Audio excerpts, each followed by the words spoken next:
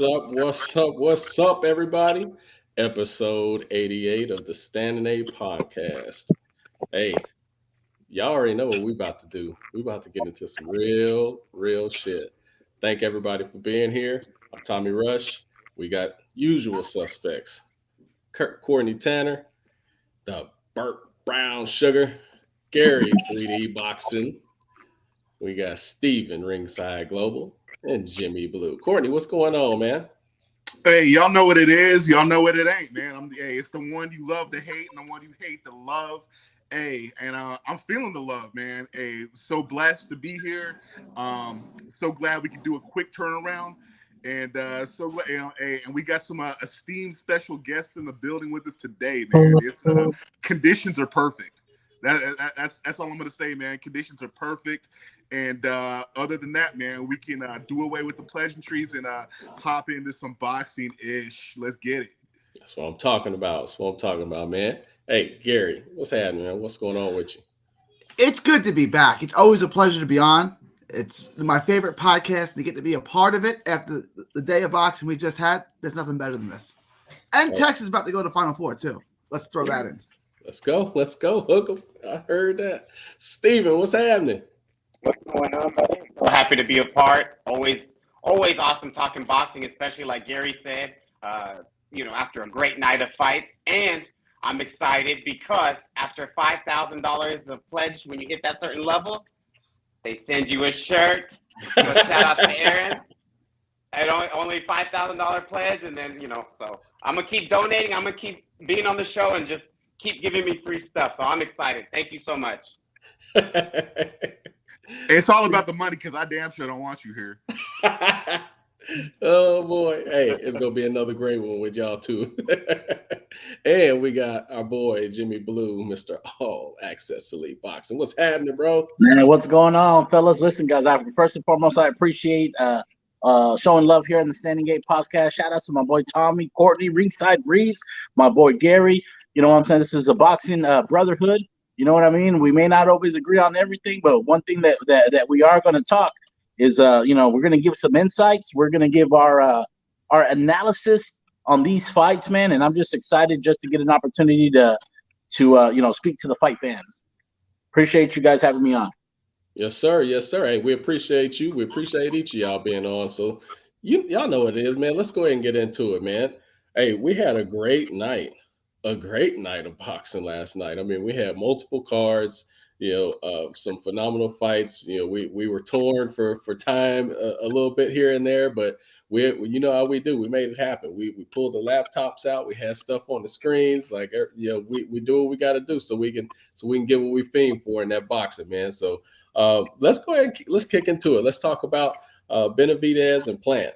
Like, this is what everybody wants to get in and talk about. First off, we'll get into just like kind of what we were talking about a little bit before we went live. Just the card overall. There was a lot of talk about that card being pretty solid with the matchups that we had in there, and it turned out to be extremely true. So it was a very enjoyable card. So let's go ahead and talk about that. I'm gonna kick it off to you, Steven. You can go first, man. I thought it was a great card. This is one where not too many times I find myself. We had a fight watch party. So Tommy Rush is there. Jaime was there. A lot of the heavy hitters, we were all there. Shout out to Julian Gibbons for inviting us over to his home. We got to watch the fights, all of them that were going on, the Top Rank, the DAZN. But the DAZN, Plant fight, that was a card that I said I want to get there on time, and I want to see all these fights. So I'm not going to show up to the barbecue. I'm not going to show up, to the kickback late or just on time. I want to see all of it. And it showed you wanted to do that on purpose because we saw Rayo Venezuela, Colbert. That was a crazy decision. Joey Spencer dropped. He's a high, great prospect. So we just saw a lot of great fights. So we definitely wanted to see the game. We wanted to see the money put. And when people move like that, I believe the fans will respond with solid response with that kind of stuff versus getting a one fight showtime deal. So I really like that whole card top to bottom really well. Awesome, man. Awesome. It was a little bit in and out, but we heard pretty much everything you said, man. But awesome analysis on it. And yeah, great card up and down. Gary, give us your thoughts, man. The card was great, right? And I'm going to be the outsider here. And I had Colbert losing, but I had him losing by 1 point. I don't know if we're going to get into that. I thought the fight was really close and really difficult to score. I didn't really get the outrage on the decision. And I scored it for Venezuela. But as far as the card was great, like from the opening bout to the main event, I loved every single fight. I just hope it did a good pay-per-view number because I hope people watched it, right? Because that was a great night of boxing. I was a little disappointed in Caleb Plant, right? I thought I'm a huge fan of Breadman as a trainer. I thought he was going to have a different game plan than just to be off the back foot for 12 rounds. I knew if that was his game plan, if he tried to do what he did against Canelo, eventually he's going to tire. And when he tires, Benavidez is going to eat him up. And that's exactly what happened, right? You can't run from a world-class pressure fighter for 12 rounds. You got to pick your spots, stand in with them, trade with them, right? Try to slow him down, try to break him down. Because while you're running, you're tiring.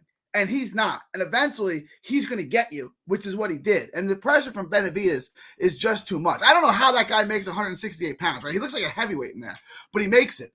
And he's going to be a problem. Like, I really can't see anyone in that weight class beating Benavidez. That includes Canelo. But that was a sensational night of boxing.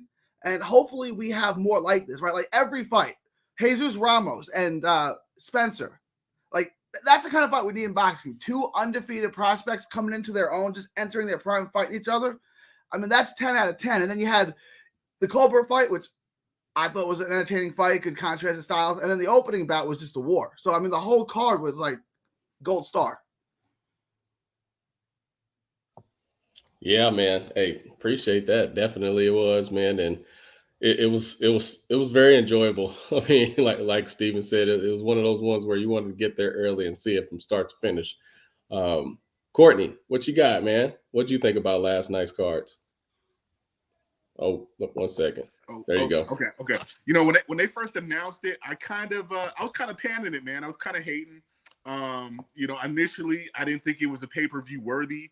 Other than, you know, the smack that was being talked between Plant and Benavidez. But I mean, the run-up, it was a good run-up. They definitely sold the hell out of the fight. And as far as the action, from the bottom of the card to the top, and all the guys on the undercard, it really felt like one of them old school Don King, pay-per-views. Maybe not necessarily for the names on the undercard, but the action and the heat that got produced, it was definitely worthy, man. And I want to shout out to Cody Crowley. First fight back after the suicide death of his dad, dedicating the fight not only to his dad but also to all those dealing with mental health issues and all the survivors of suicide and mental health calamities. That was just a great and emotional way to start the card off, and it was a good fight. As far as the main event, it was kind of disappointing to go from how it started to the way it ended, because as much basura as Caleb Plant talked, in the All Access on the Twitter sphere, all up on social media, and then the way he fought, to me, it just didn't seem like he went in there with the mindset to win that fight. He went in there, his victory was going 12 rounds and just surviving and getting that one up at the on Benavidez at the end of the fight, saying, hey, I'm shaking your hand, I'm standing up with you in the center of the ring to hear the scorecards, as opposed to getting the smelling salts. So it was kind of disappointing. As far as Benavidez, I thought he looked very poised in there. I thought he looked, I thought he showed a great deal of patience. He showed a little bit more movement than we're used to, but that's the kind of fight he had to fight. I don't think that was ideal for him, but he did have to show a lot of movement to go out there and get Plant. But I'll say this though, to where it stacks up, and I think this is on a lot of people's minds and a lot of y'all's minds on the panel.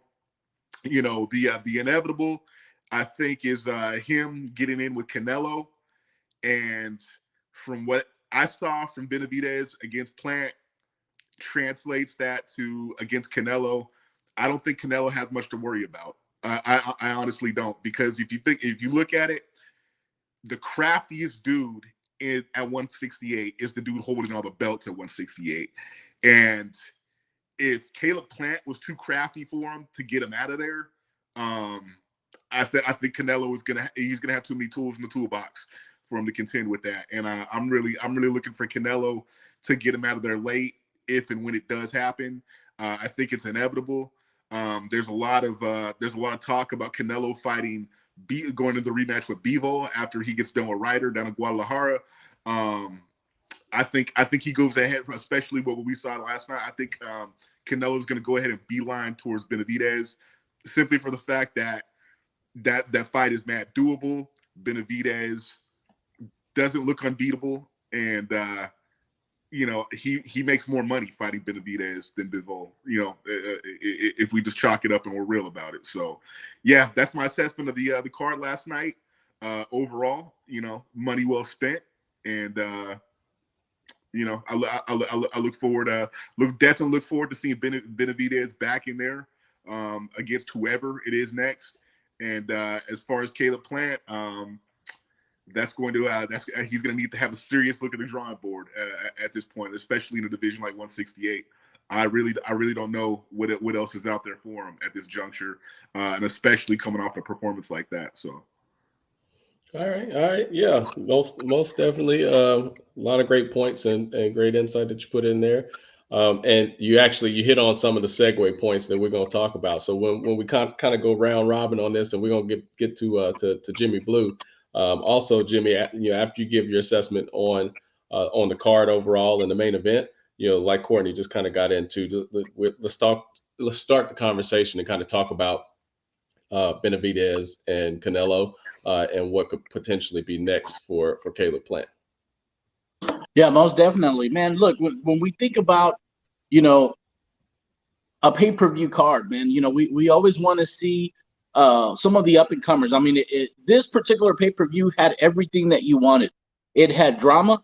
I mean, it had the whole lead up to this Crawley kid, undefeated. I mean, his father committed suicide. He had an emotional plea afterwards, after his victory, saying that he almost attempted to commit suicide, that this win was for people that are suffering with mental health issues. I mean, that was, and not to mention that it was a great fight. You know what I mean? You had another fight where two undefeated fighters, Spencers and Ramos, that was Abel Ramos's nephew. I mean, that was a great fight, and it had stoppage, it had excitement, man. And then you had a crossroads fight between Colbert and Valenzuela, which was a really good fight, and there was controversy there. And then, of course, you had the build-up with David Benavidez and Plant.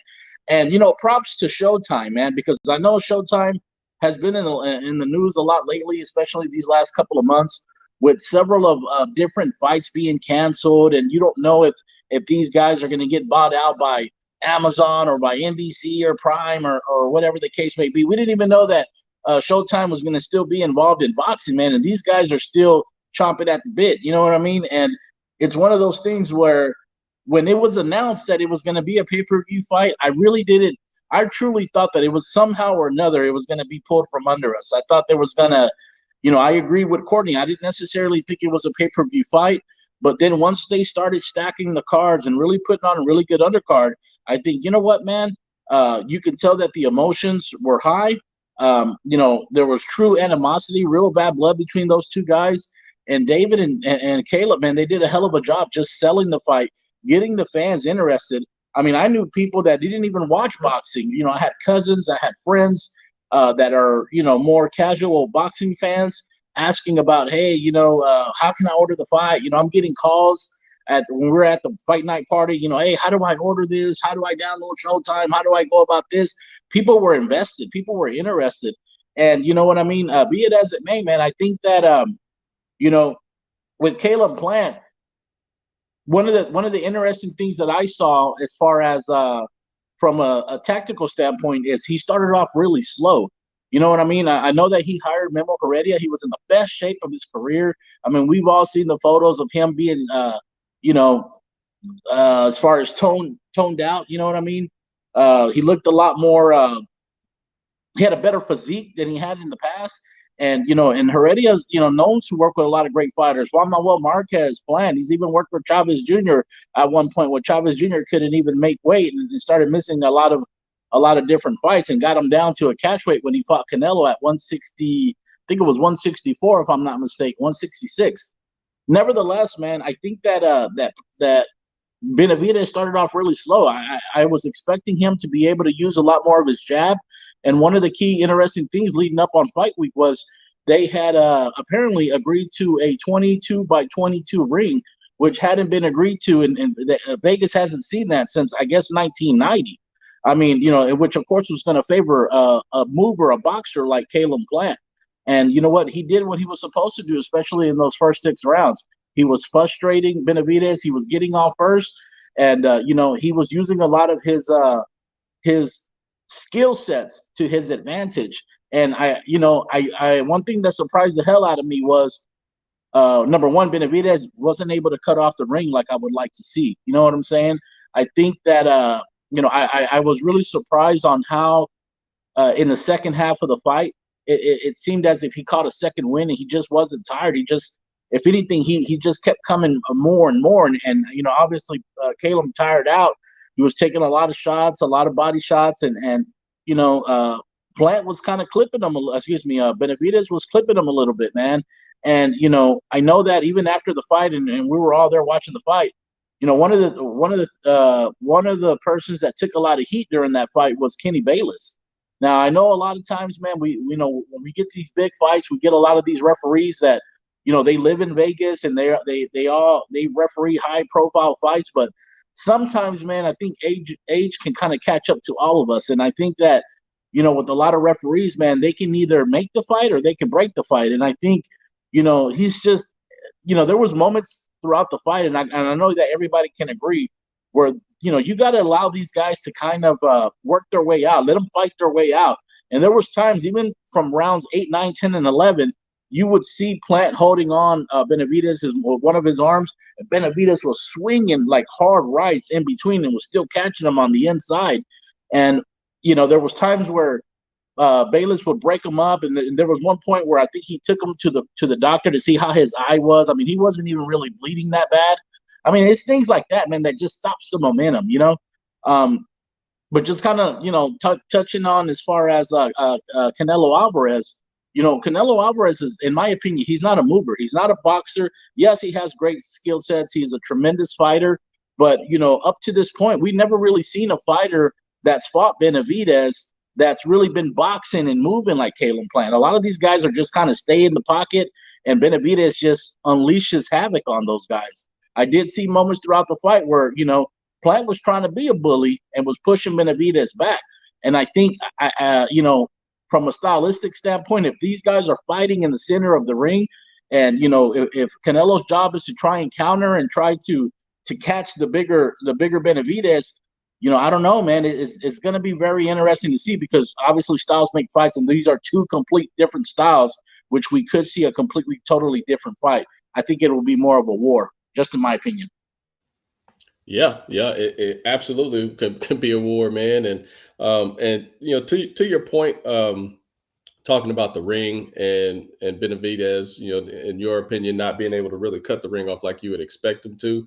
I think that, honestly, just in my opinion, I think that, some of what you talked about from the start of the fight, where Caleb Plant was seemingly able to execute his game plan, use his ring generalship, and be agile and score his points, where he won in the first 6 rounds, he won about 4 rounds.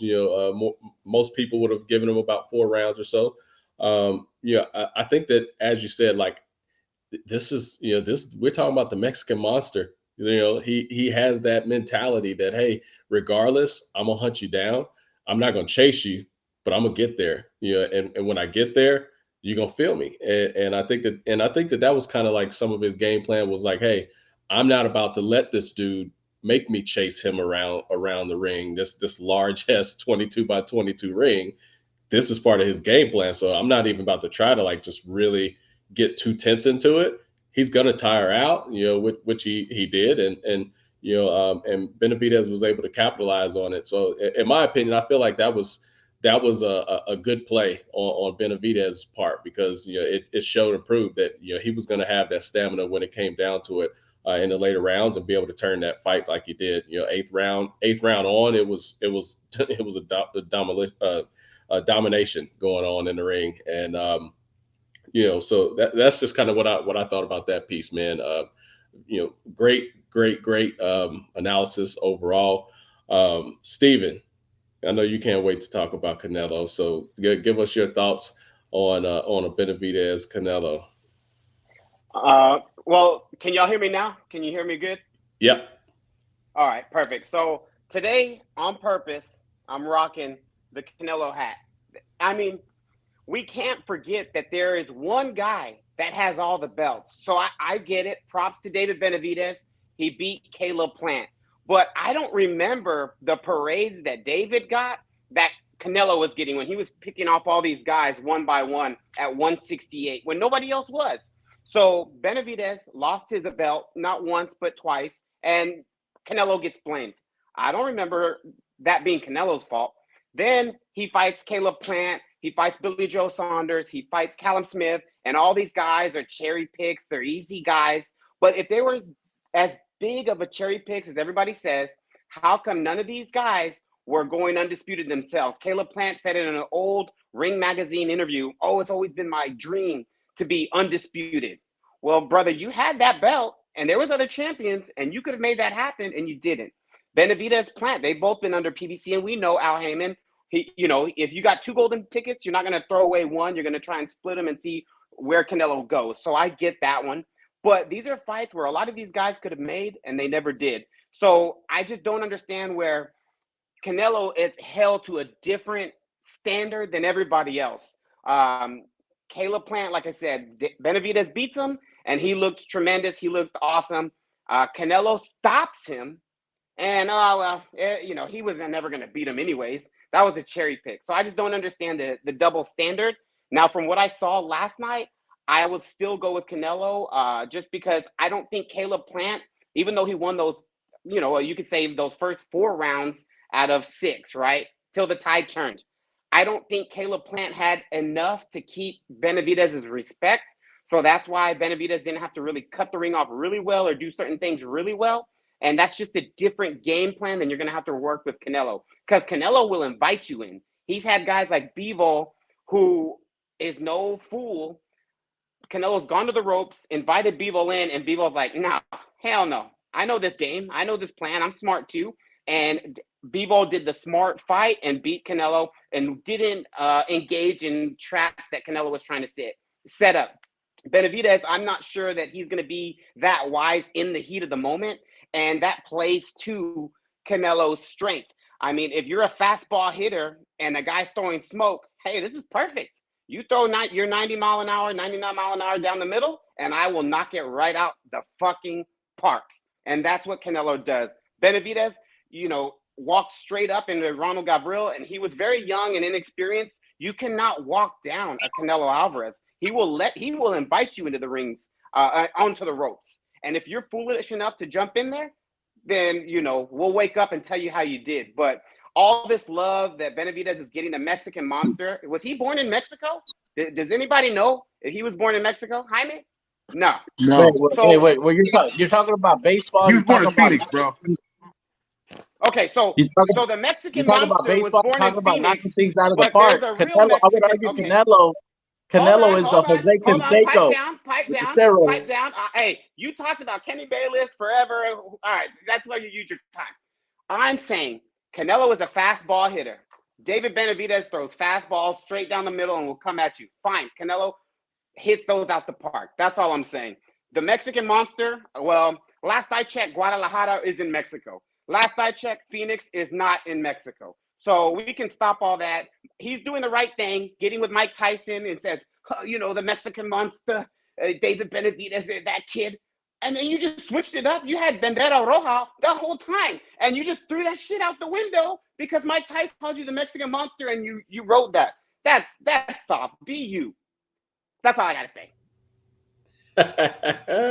Hey, get in there, Courtney. Get in there. Can I get a quick redirect? Hey, man. So this is the thing, man, and this is my redirect for Steven, you know what I'm saying, and what he just said. Hey, I'm a Catholic, and so when we hear the gospel, we stand, and I'm about to stand.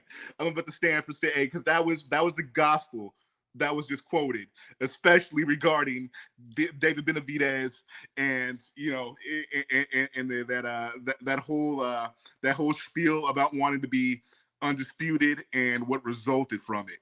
That's going to be a rarity that I'm going to stand in accord with Steven on this show. But hey, y'all just saw it happen. Hell might have just froze over. But yeah, I felt all that, every piece of that. Yeah, hey, we just witnessed history, everybody. I hope you're watching. So absolute love. We'll never see it again.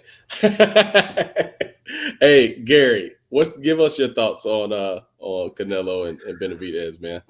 I'm gonna guess be the outsider on this, but I think you can make Canelo go backwards, and when you make Canelo go backwards, like we saw Bivol do in spots, he can be had. He's kind of an average fighter if you can make him go backwards. When he was running through Caleb Plant and Billy Joe Saunders and Caleb Smith, they were going backwards, and you let Canelo come forward. You can't let Canelo come forward. He's just so strong and so powerful. Hitching the arms, hitching the body. Eventually, he'll break you down. You're going to have two freight trains collide. And I think Benavidez is the bigger, stronger freight train, and he's going to break Canelo down. And I think Benavidez either stops him late or wins a decision. I think Benavidez is going to beat Canelo. And this is the thing, though. Canelo loves tall fighters, man. You know what I'm saying? He loved that. Like, that's Canelo's bag right there, is fighting tall dudes, especially when they're in the 168 variety. You know what I'm saying?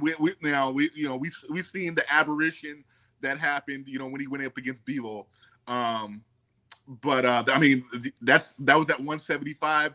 That was a legit prime 175 light heavyweight fighter. But I mean, a lot of these guys have come in at 168, tall, lanky, rangy, educated, edgy jabs. And, you know, we've seen Canelo, you know, pretty much dislocate dude's shoulders in there. You know what I'm saying? We've seen Canelo chop down trees. Benavidez can get some of that too.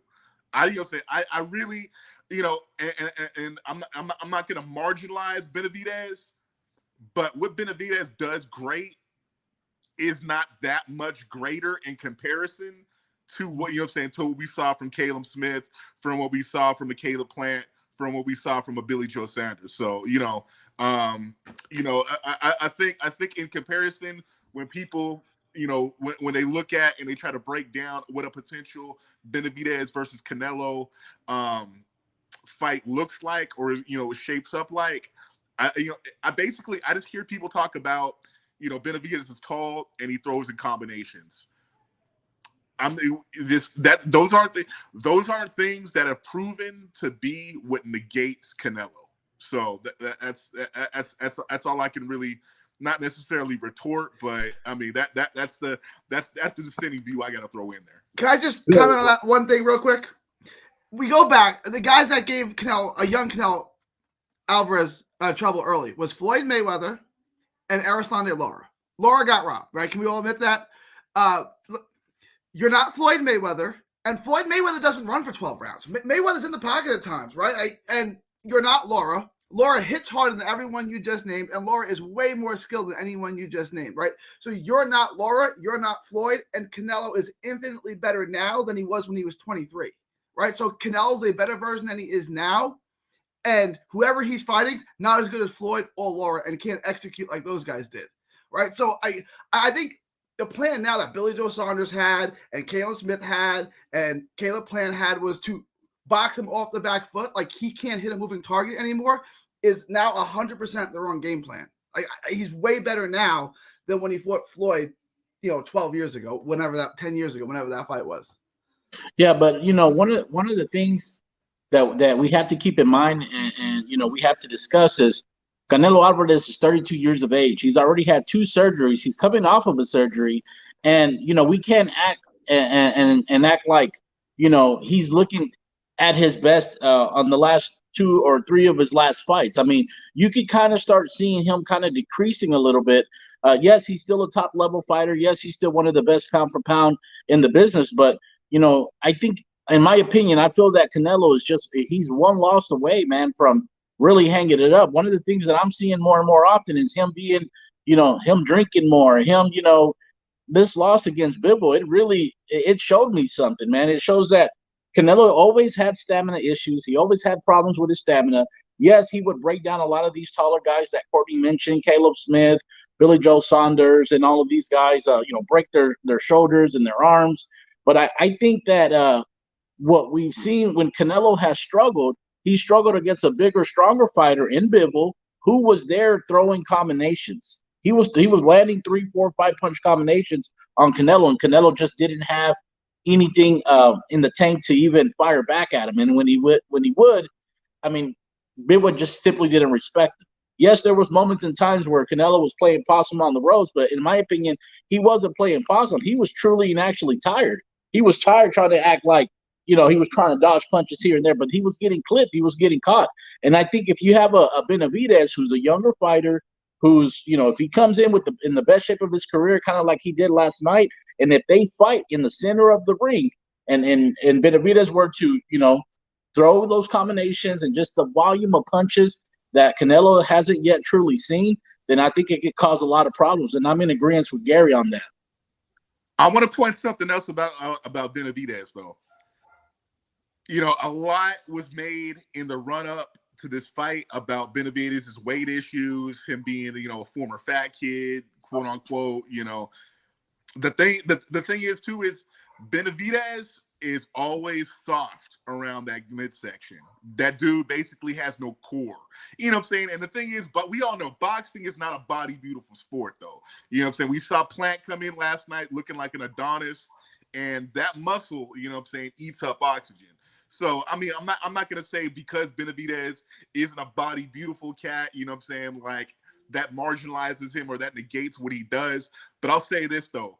If you look at Benavidez and you look at how soft he tends to look in the midsection, and then you look at Canelo and his propensity to go to the body and to sell out to the body, I like for the late rounds of a potential Benavidez-Canelo fight, that looks very ominous to me.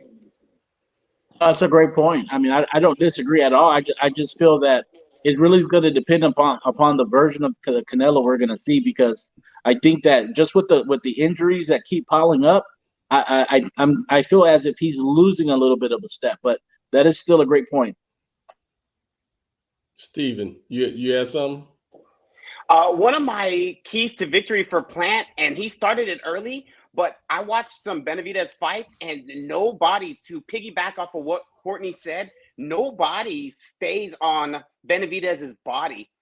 So just like who is that?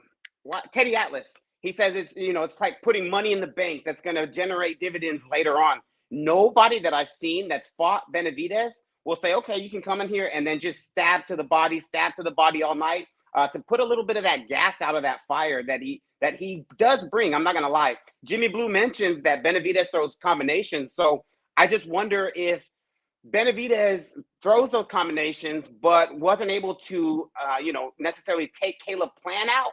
Then I wonder, does he have enough to test Canelo's chin, just like Triple G, just like Canelo? They have granite chins. And Canelo's taken one from Triple G straight off the chin and just shook his head like, nope, not it. So I just don't know if, okay, Canelo finished Plant, and I'm not saying the ABC theory. I'm just saying that Benavidez looked like if he put a little bit more, maybe he gets Plant out of there. And props to Plant because he stayed on his feet. A Warrior, a win on its own was making it to 12. But if Bivol didn't, with a injured, right hand Canelo, didn't put Canelo, in any type of real danger. Yes, he beat him. Yes, he jabbed him all night. He beat him down. But I never saw Canelo rocked or wobbled. So if Bivol at 175 didn't really do that to a right-handed injured Canelo, I just wonder, to play devil's advocate, is Benavidez going to be able to do that to a Canelo that says, hey, I have my right hand back. I have confidence in it? Because we've seen boxers hurt their hand, get surgery, and then be okay. Then we've seen boxers hurt their hand, get the surgery and not be okay. So I think that'll also tell us what version of Canelo's, back, because Canelo's had the surgery on his right knee, I believe, and what was it, the right knee? I think it was. He had surgery, came back, and we've never heard of that again in any of his fights. So I think if Bivol at 175 didn't have the power to hurt Canelo, and Triple G, who put one right on Canelo's chin, really didn't wobble him or stagger them, I just wonder where Benavidez is going to get that power to hurt Canelo. So we'll see. Yeah, no, we will. We gotta see. That's what I'll say. We gotta see, because we know these days sometimes we may not get the fights that we want. So hopefully this is one that we absolutely do get. And hey, shout out to everybody that's been hopping all up in the comments. In Vivo podcast, Long Live Boxing. Shout out to those guys. Jules Givens. Hey, shout out to him as well. His comments here that Canelo wasn't injured for B-Ball, and that's BS on the one-handed Canelo. So he ain't having that, Steven. So he just had the surgery for no reason, I guess. I'm going to go next week and just get my foot, the bones repaired, even though I don't have any problem. I want to test my insurance, I guess. Courtney, what's up? Hey, can I send one around the panel real quick though? Let's do it. My question is, do y'all think Benavidez and Canelo is really going to be next, or do you think Canelo is really going to be apt to take this rematch with Bivol? I don't think we're getting Canelo Benavidez, period. No, I happen to believe that, Canelo obviously is fighting the Uber driver in Mexico on Cinco de Mayo. And after that fight, I feel that, there could be a possibility, and it's a big stretch, but there's a possibility, in my opinion, that Canelo may fight either Badu Jack or, Zugo Ramirez or somebody in that nature to get that fifth title. And I think Benavidez will go straight to Jamal Charlo, who's been, Amber Alert, been missing in action for almost 3 years. If he fights Badu Jack next, I'm going to be MIA. I'm just going to lose it. Badu Jack, Well, the reason I say that, Gary, he's got a title, he wants to make history in becoming a five-time division champion in Mexico. First ever 5-time division champion for Mexico, and it's doable, man. I think Canelo could be, as crazy as it sounds, I think he can beat Badu Jack. How many weight classes did Morales win the title in? 4? 4. Yeah, I could see that. I could see that happening as well. Like, we all know that's a thought process that Canelo likes to operate on when it comes down to his career, is daring to be great, going after the achievements and things like that he finds satisfaction in accomplishment and doing, is chasing those things. So I could see him kind of taking that route, but also to Gary's point, like it could be one of those things like, yeah, I'm going this route because I'm trying to get these belts, but on the flip side of that, I'm really not trying to fight you right now. So I'm going to do something else that I can say makes sense and go that route. And that's what I really kind of feel about him chasing down that other street and chasing them other bones. Courtney? Hey, wasn't Marquez a 5-time champ though? No, he was. Marquez was a. They gave him the interim 140. Yeah, because I was counted up. I was like 126, 30, 35, 40, 47. But yeah, you right. Interesting note that Jimmy Blue and Marquez both belong to the Canelo Alvarez hater crew of America. So they're always talking. Marquez, he said he needs to fight Bivol, he needs to fight Better Biev, and now Canelo needs to fight Plant and Benavidez and all these guys. So the boogeyman's always changing for Canelo. So we'll see. No, look. Honestly, I mean, Courtney, that was a great question he asked as far as will Canelo fight Benavidez? And the truth of the matter is that Canelo has a history throughout his career where he picks and chooses, his opponents. Now, granted, he became undisputed. There's no denying that. I give him full credit for becoming undisputed in the fashion in which he did it. at super middleweight. But when you do something like that, and there's other fights that could have been made during the time as well with Benavidez, with undefeated Benavidez, undefeated Bubu Andrade, undefeated Munguia, undefeated Charlo. I mean, there's a lot of fighters there. You know what I'm saying? And now to me, it's like, well, if Canelo beats this cab driver, at this point, I think he's going to try and find what's going to be the easiest fight next for him, and I think he's going to try and go with Charlo. I mean, if we think about it, Jamal Charlo, what advantages does Canelo have against Charlo? Charlo would be moving up from 160, and he knows that Charlo's coming from inactivity. You see what I'm saying? And I mean, that could potentially sell to PBC. You know what I'm saying? They could sell some pay-per-views regardless. I mean, Canelo would win. But to me, it seems that Canelo always tries to find any little advantage that he can when it comes to fights, man. And that's the thing that I don't necessarily enjoy as far as him as a fighter. Jump in there, Steven. So I guess Canelo is the first one in boxing to look for unfair advantages. Floyd Mayweather, a guy, he never picked his opponents. Canelo's the first one in history. We're making boxing history now, where Canelo's the first guy ever to get unfair advantages. It's called an A side and a B side. You want the fight, you want the money, all these guys calling me out, this is what you're going to have to do to take the fight. He learned it from Floyd, and now he's doing it. And then when he's done, somebody else will do it. And that's boxing. So that BS of, I don't like him because he picks the easiest fights. I mean, that's not the easiest fight. If that was the easiest fight, Callum Smith, where, nobody fought him. And he looks pretty good now. Even his brother, the other Mundo, what's his name? That was Liam Smith. Liam Smith. He's looking good. Nobody's trying to fight him after his spectacular win just recently. So my thing is, Hyman mentioned Bubu Andrade, who's dang near as old as Triple G and still has yet to fight anybody. He should have fought Parker like Ryder did, and maybe he's in that spot. So my thing is, if you want to be in that position, like Jaime mentioned, you got to fight yourself into certain spots. You know what I mean? Like Benavidez, now he's at the table, like certain people have said. He fought Plant, and now he's in that conversation because he's doing something to give himself a reason to fight Canelo. And I can respect. But just sitting on the sideline like Charlo, sitting on the sideline like Boo Boo, pulling out of Zach Parker, and then Ryder fights him and Ryder beats him, and now you're mad that now Jaime is calling him a cab driver, but the fight before that is Triple G. Was he a cab driver? Was Caleb Plant a cab driver? Was Bivol a cab? Yeah. Okay. Was Bivol a cab driver? No. But Benavidez just beats Plant. Oh, no cab driver. That was a solid win. Oh, well, I did that, a year ago. Bivol, is anybody looking to call him out? Is he a cab driver? That's a cab. Nobody's trying to jump in. So miss me with all that stuff. And then Julian in the comments saying about the Wilder said that no fighter's 100% going into camp. That is true, 100%. But Wilder's also the same guy that blamed his fucking clothes as to why his legs were tired. So I'm not hearing any kind of quotes from Wilder. You failed. Hey, since this is like gotten degeneratively petty, you know what I'm saying? I'm just going to go ahead and shout out Liam Smith for beating Jesse Vargas after Jesse Vargas called him out on this show. And that's no shade at Jesse Vargas.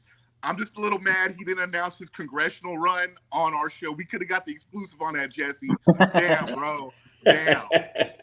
No, I mean, what? Like I mean, like I said, it to me, it's kind of like saying that Benavidez, after a magnificent win against Caleb Plant, it would be as if in his next fight he's fighting Gabe Rosado or someone that's a lesser class of him. People are gonna shit on Benavidez. And it ain't no different with Canelo. I don't care how many belts he won, how many divisions he did this and that. What killers has Benavidez been fighting up until then? You're saying they're going to shit on him if he takes a crappy fight after this. Before this, who was he fighting? Name the guys that he was fighting. Durrell? You know what I mean? So, and nobody shit on him for Durrell. Everybody's like, oh, okay, cool. He's fighting Durrell. Benavidez hasn't had the same standard. Your argument to John Ryder is, oh, that's his mandatory. Oh, Canelo's coming off of a surgery and this and that. Like, ain't nobody trying to hear that shit. There's other fighters. There's been other fighters for plenty of years, bro, that have been trying to fight Canelo. And Canelo just. But you know what? If Canelo didn't fight his mandatories, he wouldn't be a proper champion, and people would shit on him for that. So, like, if you look at Canelo's fights, he does this where he goes like this. champion, easy fight. Champion, easy fight. I mean, he fought Cotto, right? Before that, who did he fight? Kirkland. So Kirkland wasn't a world beater at that time. He's a hard guy to fight, a solid fighter. But if you look at Canelo's history, it's one for you, one for me, one for you, one for me. But even still, he's going on the way to undisputed. He got shit on for fighting Yildirim, a mandatory that was going to be for after or before. And he said, give me that fool before, I'll eat that salad, and then I'll still continue on 168. So the standard is just way different. That's what I don't understand. But see, the thing is that on that Yildirim, Reese, one thing that we can't forget is when Benavidez lost his title, the very next day, Canelo ended up putting a petition with the WBC to be placed in the position as number one to fight Yildirim for the belt. So it's like, well, why didn't you do that when Benavidez was champion? Why did you What wait did until Canelo that do title? to make Benavidez lose his belt? You're not answering the question. I'm saying, why didn't he do that while Benavidez was champion? What did Canelo do that caused Benavidez to lose his belt? Once? Oh, not even once, twice. So everybody's saying Canelo ducked. Well, how do we know if Benavidez couldn't hold on to his lottery ticket the same way Billy Joe Saunders could, the same way Plant could, the way Smith could? They were smart enough. He used the lottery tickets to chop his lines up. I mean, wow. to be fair, right? Like, Benavidez could have got that fight had he made weight and not done a bunch of coke with hookers in Mexico, whatever he did, right? Like, he could have had that chance. That being said, Canelo's the biggest draw in the world. If Canelo wanted to fight Benavidez, he'd just say, I want to fight Benavidez, and that fight would get made. So, like, it kind of goes both ways. If Canelo really wanted to fight Benavidez, that fight would have been made by now. If Benavidez... Can I say this? Go ahead. Oh, no. To piggyback off what Gary said, how much more sense business-wise, because boxing is also a business. Shout out Elite Striping. They're a good business. The best in, for Elite Striping. There you go, Jimmy Blue. But what good does it do to beat a badass guy early in his career with no following? Now Benavidez beats Plant. Now a lot of casual fans can say, oh, they got a common opponent. Now he goes on Hot Boxing with Mike Tyson, and Mike Tyson gives him his new nickname already into his career. Now, oh, the Mexican Monster. Oh, I want to see this now. If he fought Benavidez 4 years ago, how big of a pay-per-view is that compared to what it is now? So there's the business side as well, that now Benavidez is like, oh, okay, is he ducking him? Well, we'll find out. 3 years ago, do we know if he's ducking him? Where Benavidez is not being disciplined like he is now? Would you have wanted that fight then, or do you want it now? So there's also the business side. Hey, Gary, what you got? You got some more for this? Can we agree, like, the Mexican Monster is a much better nickname than the Red Flag? I don't even get the reference. Like, what is it? Why a red flag? I don't understand that. Because you need to stay away. That's why. To my understanding, it was because wasn't it? They said opponents throwing in like a bloody towel, where they're throwing in the towel, but it's red because it's bloody. So they're kind of throwing in the flag. They're throwing in the towel, throwing in the flag, and that's kind of like where I got. But I guess it wasn't as hot, so he rebranded himself, and now he's from Mexico. now he's from Mexico. Rocky was from Philadelphia, and he was the Italian Stallion, right? So same thing. I didn't know Shakur was Puerto Rican until a year ago, and normally Puerto Ricans will tell you. Yeah, he's half Puerto Rican. That's why he has the Puerto Rican flag on his. Yeah, I didn't know that either. That's right. I didn't know Tekashi 6ix9ine was half Puerto Rican. I didn't know that till now. He had the red flag too the other day, looked like. Shout out. Oh man. Hey, great. This is some great exchanges, great context, lovely conversation talking about this card. And what could possibly be up next for each of these fighters and the trajectory of that division. Let's get into this other card that we had. Let's talk about Ramirez and Comey. And also in that event we had that co-main with Seniesa Estrada. Getting that unified belt there. So let's talk about that one. I know that obviously that card took a little bit of a backseat to the major pay-per-view, but was still a good solid card as well. Jump in there and give y'all's thoughts on anything throughout that card, Seniesa and what she's done. Also, shout out to Seniesa her dad Joe, and ESPN for a great article and some great story coverage on them that they had, as they were marketing and promoting the fight as well. So if you hadn't checked that out, check it out. Seniesa, former guest on the show, so need to definitely get them back on. But give us your thoughts about that card and that event and anything you guys saw and caught up on with that one. Well, one of the things that, in my opinion, man, what Top Rank does really well is they know how to recycle a lot of their in-house fighters. Now, originally, this fight had already been postponed once already, and because Jose Benavidez was, I guess he suffered an injury or something happened where he was having a wedding or whatever the case is. And I think everybody who is a true boxing enthusiast and understand what was really going on is this is a fight that nobody truly wanted to see. I mean, you have Comey moving up and fighting at 140. And now don't get me wrong, I love Comey. I love the way he fights.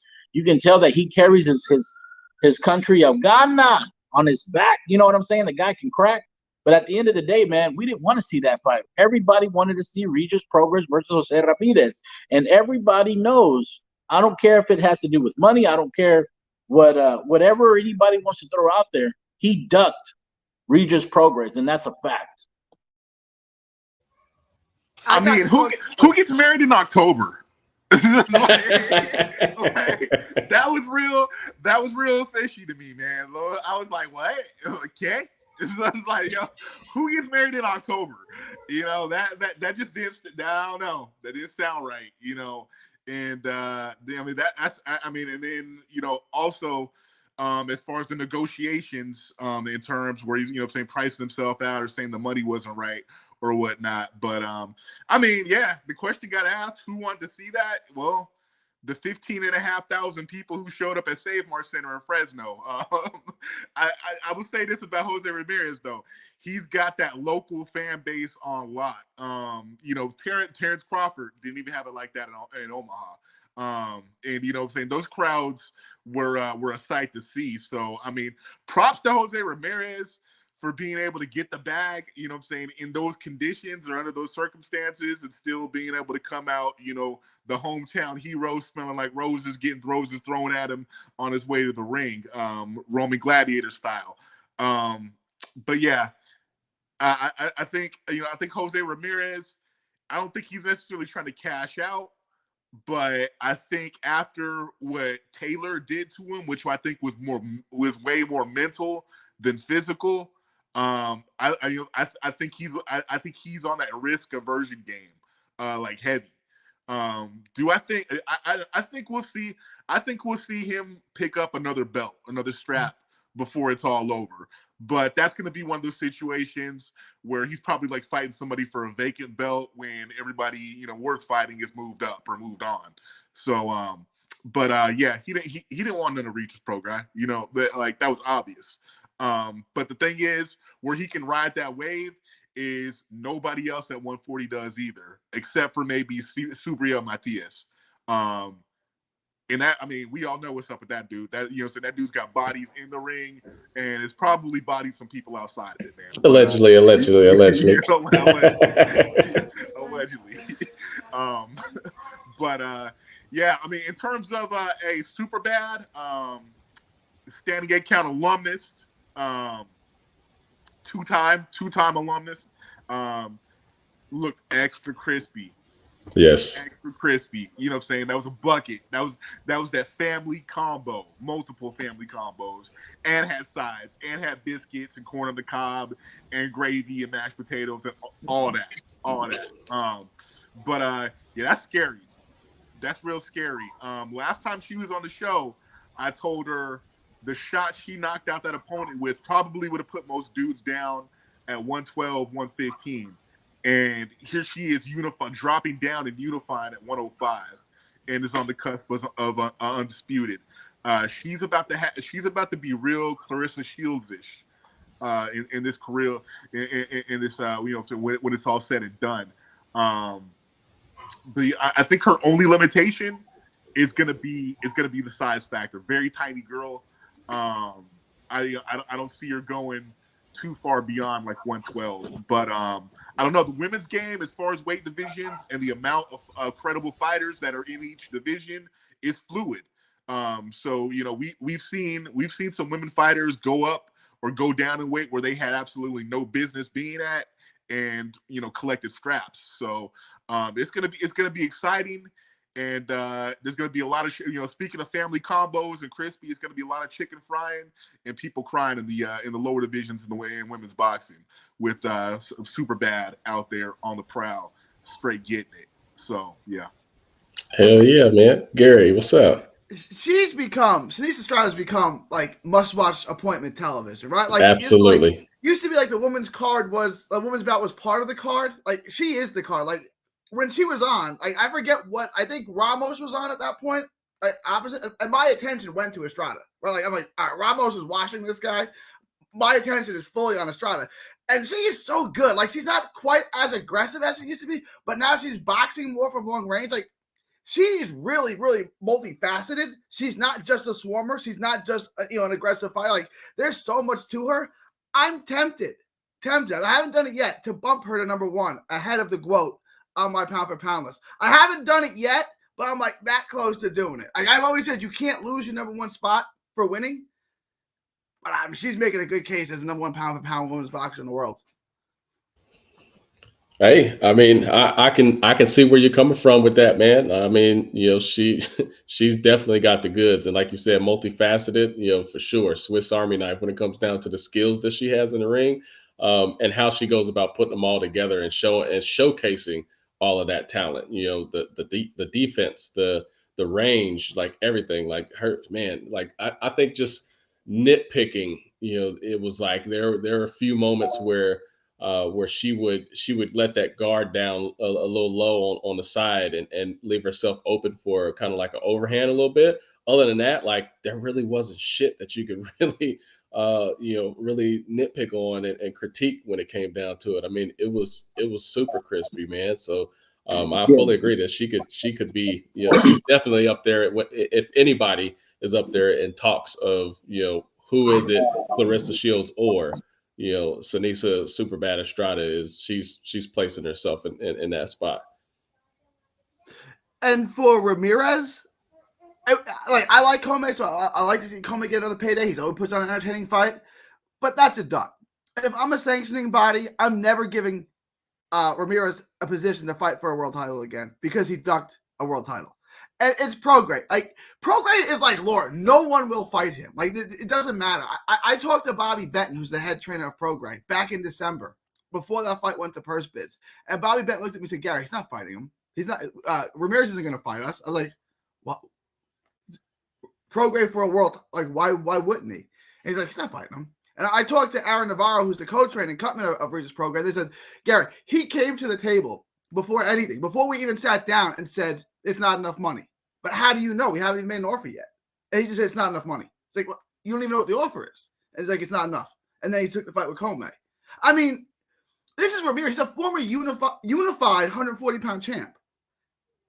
Why is he ducking anyone? Just go fight the best. Because like you said, that formative word is former. When you're a former two-time unified champ, when you've got an entire region in California that's, at your beck and call 100%, will show up to fight you and see you fight a circus elephant if that's what the deal is.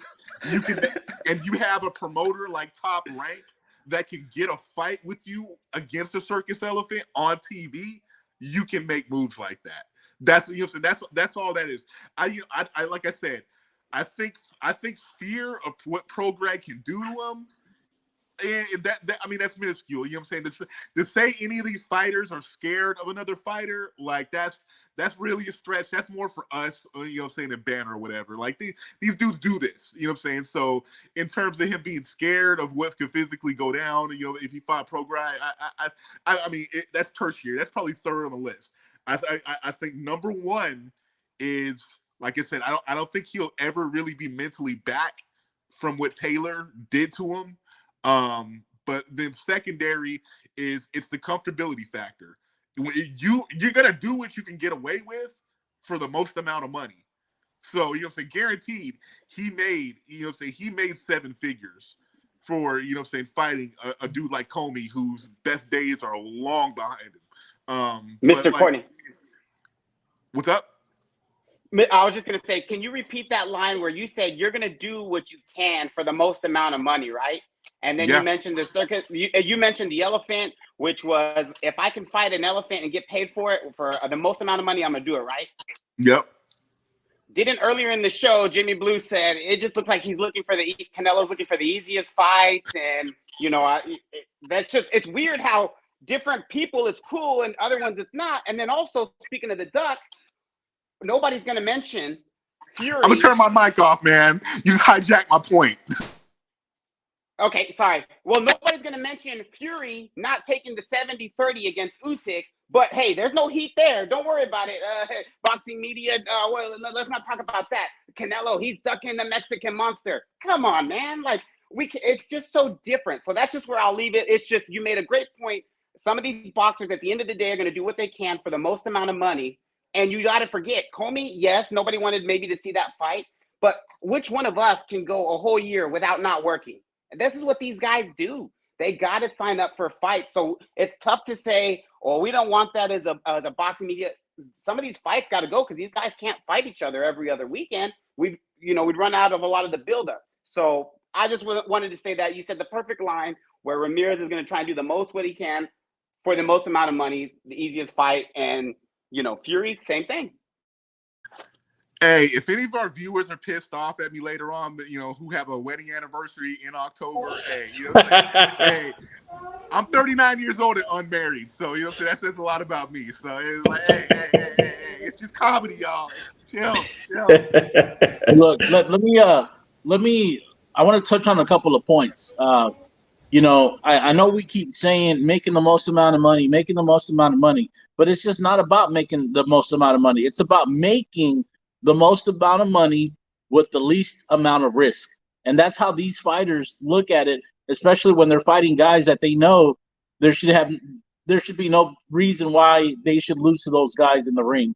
Now, to Jose Ramirez's, the whole thing with his thing, and I think what really messed up I would say his career is the fact that when DAZN came to the States, they overpaid Jose Ramirez versus Hooker. They paid $6.8 million, which Jose Ramirez ended up making $4.6 million. And that was for a unification title fight, which at that point, he only had one of the belts.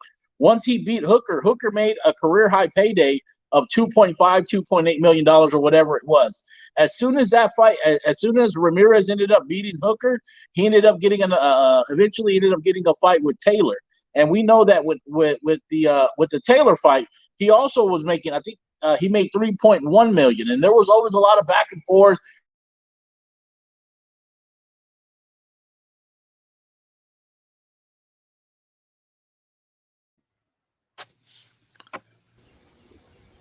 Did we lose him? Yeah, I think we froze. He froze up. He froze up for a minute. Somebody take a screenshot of his face and let's meme it. He's back.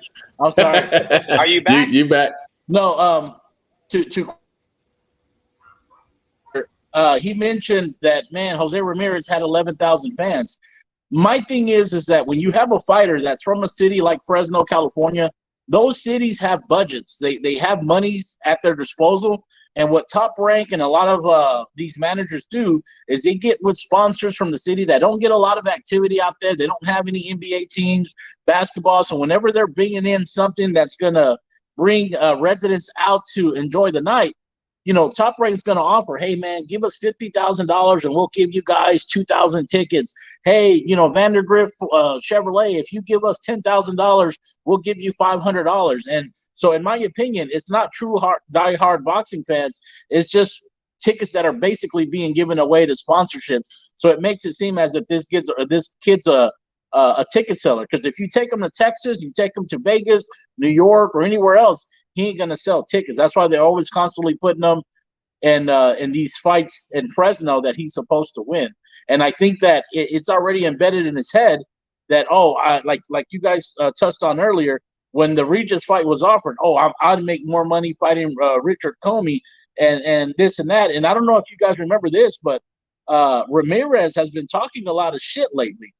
He said something along the lines where, Top Rank needs to do this because I only have one more fight with Top Rank and I'm going to be a free agent. I'm going to be able to do whatever it is you want to do, because it wasn't too long ago, prior to him losing to Taylor, he wanted to move up to 147. He kept saying it was difficult for him to make 140. He didn't look good against Cepeda. He didn't look good against Pedraza. You know what I'm saying? And he was threatening to move up to 147. Once Top Rank ended up losing or Bud ended up leaving, there was no sense in Ramirez moving up to 147 because Top Rank has absolutely no fighters for him. And plus, in my opinion, Ramirez doesn't belong at 147. I mean, he can't beat any of the top 10 guys at 147 right now. So it's like one of those things. Okay, well, if you're threatening to leave Top Rank and you claim you can make more money, by all means, go ahead and do what it is that you do. But you're going to end up being a gatekeeper and end up going to be an opponent, especially if you sign with Golden Boy, who has killers at 147 with Virgil, and Rocha would more than likely kick his ass. You see what I'm saying? Even Blair Klobbs, I mean, that's more of a 50-50 fight. But Blair's not even with Golden Boy anymore. Who's Ramirez going to side with? PBC? Who's he going to fight with? Barrios? I mean, come on. You know what I'm saying? I mean, to me, it's a money grab. And I understand it, man. You got to do what's best for you. But in my opinion, it's like, bro, you're not a shot caller. You're not a guy in a position that's going to be calling these shots. If you want to be a champion, and if you want to get back what you ended up losing, then you know what, dog? You got to go through the fire and you got to earn your way back. And, to reach this point, hey, a lot of us, can't go without a year of working. But shit, a lot of us don't make $3 million a year either. You know what I'm saying? So it's one of those things, man. I mean, it's just, in my opinion, nobody wants to see that. I think it was bad for Top Rank to go against the pay-per-view yesterday. And I think, I don't know what the ratings were, but I think they may have suffered for that. And my boy Tommy, remember we were watching the fight. I was like, man, there's a lot of empty seats in the main event, right? Yeah. Remember I told you that? Yep. Yeah. Yep. It was. I mean, especially when you look at it, against what we saw, in Vegas. I mean, it was thick. It was really thick in there, and I mean thick. 3, 4, 2 or 3 fights before the main event thick. Which we know typically isn't something that happens. Normally it's you start seeing it get somewhat busy in the seating on the start of the co-main or something like that. But I mean, it was a couple fights before that, it was already packed in there, and there was some pretty patchy areas in that Fresno event there, but. All in all, man, we're gonna absolutely see what happens when it comes down to Prograis as well, because I fully agree with everybody.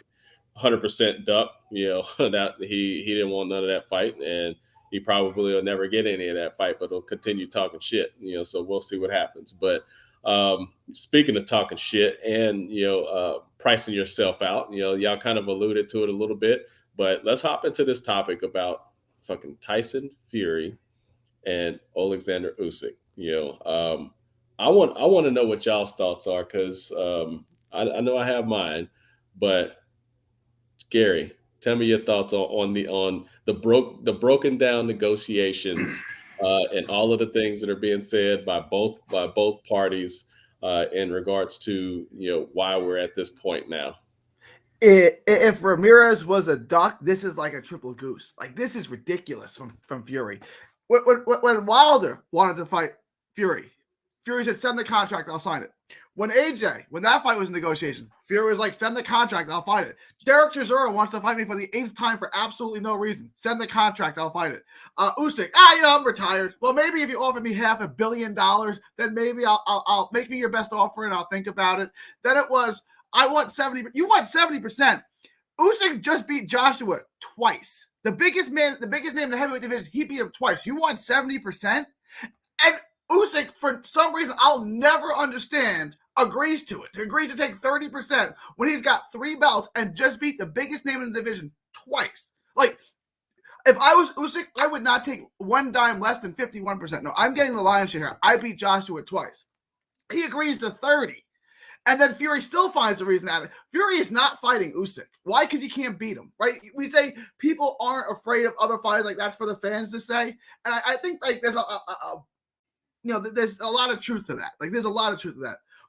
But if Fury thinks he can beat Usyk, why won't he fight him? When Usyk's agreed to the 70%, you could have 70% of a fight where you shouldn't even be. You shouldn't get the lion's share. You should get 40%, right? Like, because Usyk's got 3 belts, right? Just like Spence has 3 belts. Does anyone think Crawford deserves the lion's share of the split in a Crawford Spence fight? No one thinks that, right? So why would Fury get 70%? If you can say because he beat Wilder twice, Usyk beat Joshua twice, and Joshua's a bigger draw than Wilder is, right? Like, there's no logical reason why Fury should get the biggest draw. And 70% is insane. And Usyk, for a reason I'll never ever understand, agreed to it. And Fury still won't fight him. If that's not a duck, I don't know what is. I'll tell you exactly why he agreed to it. Because he knew he was gonna duck. Because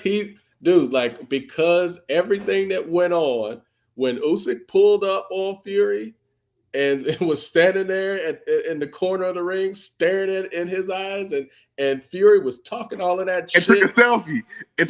And took a selfie and everything. Like, look at this dude. Like, let me get in this dude's head. And Fury's just calling him a pussy and all of this, like saying all of this stuff, like he's literally trying to run that WWE game on him. And meanwhile, Usyk's like, I'm not having none of this shit. I don't know who you think you fucking with. Like, this ain't bothering me, dude. Like, I'm bothering you. And that's why he took the 70-30. He called his fucking bluff. Like, he's like, okay, cool. You think you're gonna price it out, and you think I'm not gonna go for it because now you're gonna be able to do what you do, be all up in every single microphone, which I'm not gonna do. So you're gonna be able to be in everybody's faces, painting this narrative that, oh, well, I didn't want the fight. I didn't sign the contract, and twist it and make it seem something. He turned it right back on him. He said, you know what? Yeah, I'm gonna beat your ass anyway. So give me the 70-30. I'll take the 30. And when we do this rematch, 70-30 my way. And what did Fury say? He came back with the most just utterly ridiculous bullshit. Even if I lose in the rematch 50-50. What in the fuck? Like, if you can't say duck 100% and price out 100%, like, that literally makes no sense. This morning, shout out to the Pound for Pound community. Man, I was in a debate with a guy about this. Like, he made, to your point, Gary, of like, how could he even fix his mouth to say he should be 70% at this point right now with the lay of the land?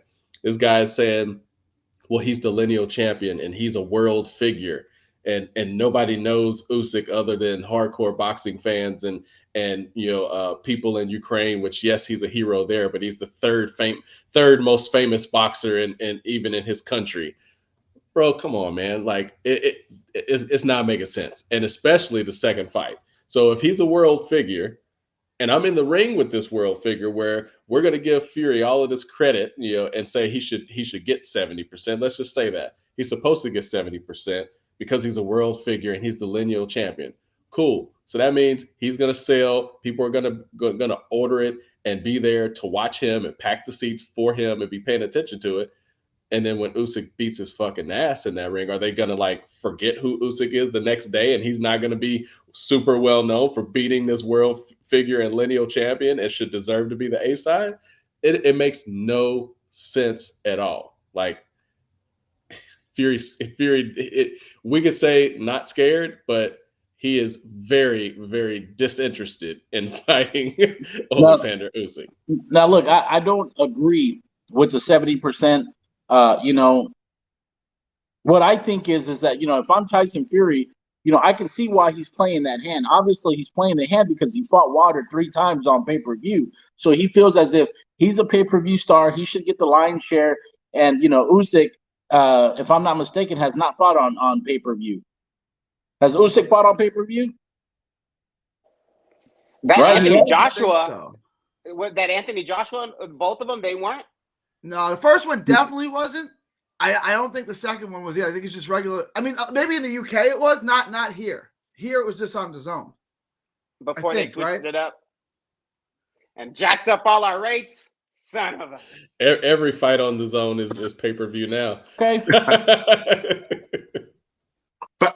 I'll say this though, and I'm not even gonna put this out there to be that lone dissenting, lone wolf or whatever, or just be like the contrarian and whatnot. I see it like this, man, and I think Fury he's put it on the wall since this trilogy with Wilder. I think Fury is fucking crazy, and I think he's crazy like a fox, and I think. I think Fury is making the move like this because he doesn't necessarily so much care about being perceived as a duck. I think what it is Fury is looking at this and looking at the earnings potential and saying, this fight could be worth a lot more than it is at the present. So I think with Fury, and the thing is too with Fury, is Fury already knows that he's largely going to have to carry this promotion, not because Usyk doesn't have a personality. Usyk is, let's be real, Usyk is freaking weird. And he's like weird in a scary way. You know what I'm saying? That's appealing to some people. But other than that, Usyk has only really got he's carrying, the Ukraine on his back, which is major for some people. But I think people are also looking at that situation in the Ukraine and they've kind of got fatigue on it. Because that's gone to the bottom of the headlines and the plight of the Ukrainian people. I mean, though a lot of people are still mindful of it and still sympathetic towards it, it's not big news anymore. So, Usyk being a hero for his country, that doesn't have the same weight going into a promotion for a potential fight with Fury as it did with the fights against AJ. But I think with Fury, looking at it as like, I'm going to have to carry this promotion because Usyk really doesn't speak English outside of, having to have a translator or whatnot. I think he's just looking at this as like, we can do this. We can do this in Saudi. We can do this in a big venue. We can really have a Rumble in the jungle Ali type Foreman, Ali type Frazier type fight, but it's not there yet.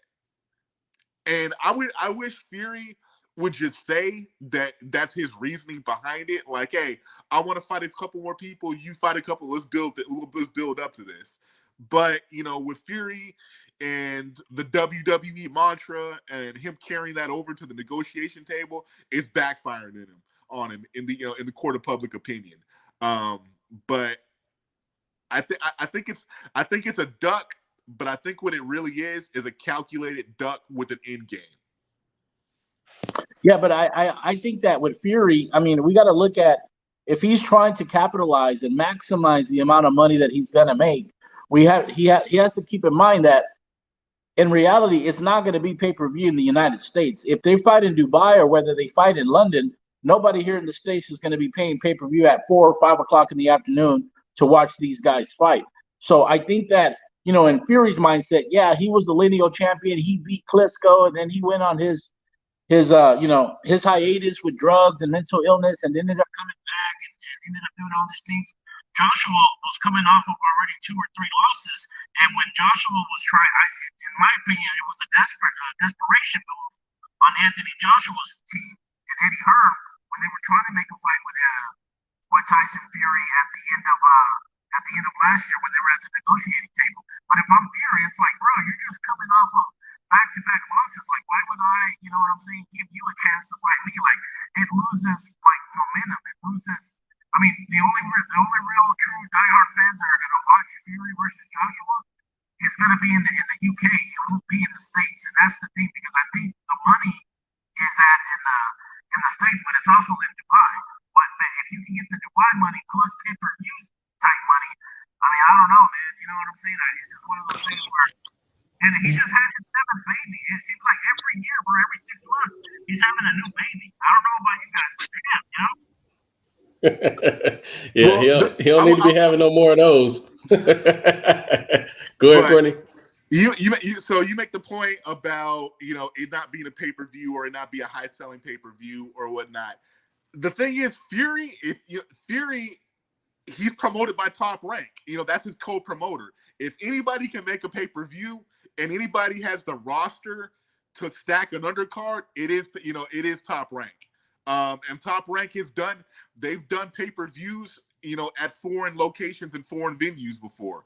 If you look at the later part of Manny Pacquiao's run with Top Rank, they kind of became G's at that, So, but like I said though, I agree with you in point though that at present it's not, it's not a pay-per-view fight that has captured the imagination of the broader public. But I think it can, given in time.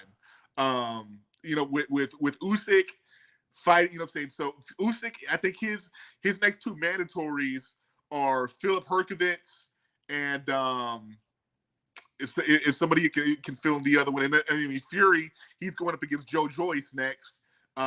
These are guys that they can, they have the potential to, to look entertaining and to build some intrigue up with a couple fights against other people between them, and they come back more. I'm not really sure what Usyk's promotional situation is looking like right now, whether he's a free agent, whether he's still with Eddie Hearn or whatnot, or whether he's drifting over to Top Rank or whatever. But I would say if I'm a promotional entity, I put the bank into boosting up Usyk's profile to the U.S. audience, which is pretty much non-existent right now. There's a lot of grievance with the offer of the 70-30 split, but the thing is, a lot of the time we see a lot of guys go to purse bids with mandatories and it comes out like 75-25. So it's not that situation, but it's not really that far from the pale if we really break it down and look for it. The tricky part in accepting that though is Usyk has 3 of the 4 belts. So, but I think it's a marketability thing, and I hate to use the term that the fight needs to marinate, but I think it's definitely undercooked where it is at the present. Hey, shout out to the boxing prophet, Jose Rendon, been in the comments, right along with us. He's saying if Joyce and Fury is pay-per-view, then that argument's a moot point. He also talked about this is the second fight that Fury has walked away from. He's catching hell. He took Chisora and White, but walks away from Joshua and Usyk. And also just called out, basically agreed with what we were talking about earlier, just saying about the negotiations. Once Usyk called his bluff, it was the rematch that basically caused this fight to be pulled out from the Middle East to UK, and just having this whole thing kind of fall through. So any other thoughts on the negotiations or the shenanigans that we're going through with this at this point? And we've even seen Joshua weigh in on this, where he agrees. He's like, this is insane. It's a nightmare. And he's also thinking, now down the line how this goes, where he obviously, we know he's going to want to push for a fight with Fury and try to get another big fight there. And he's just saying like, hey, if he's trying to offer, a former, undisputed cruiserweight and unified heavyweight 70-30, what the hell do you think he would offer me? Like, this is going to be a nightmare. Steven, what you got, man? So the only point I want to make out is like the biggest thing to me, and Jaime mentioned it when he criticizes, Canelo and all these different, not just Canelo, but history is what we try and make in boxing, right? So whether you are trying to fight Makabu, and there was a reason, obviously, Canelo brought them up at the WB conference in Cancun a year ago, and then Badu Jack takes it. It's like, oh, that actually was one strap that I could have got pretty easy. History in boxing is so important. It's so rich. It's what we all fall back to. It's like back in the day, these guys did all this. So I just don't understand where the outrage is, where it's at, because you have a chance to become undisputed heavyweight champion of the world. And I think Usyk realizes that, because he's like, okay, I'll take 30% or what have you, but I will have all the belts. I'll be the baddest man on the planet. These are things just like Mike Tyson was, and all these different guys where you are the coldest, nobody above you. You are the top. You are the end all be all. And I think Usyk realizes that, because let's be honest, like Jaime said, these guys they do have money, so they're not struggling. So if I have to take a little bit, but I have my name in the history books, Ruiz did it with AJ. Hey, let me be a fill-in. I know I'm not going to get much, but let me do it. He changed his whole entire life, stepping in, trying to make history.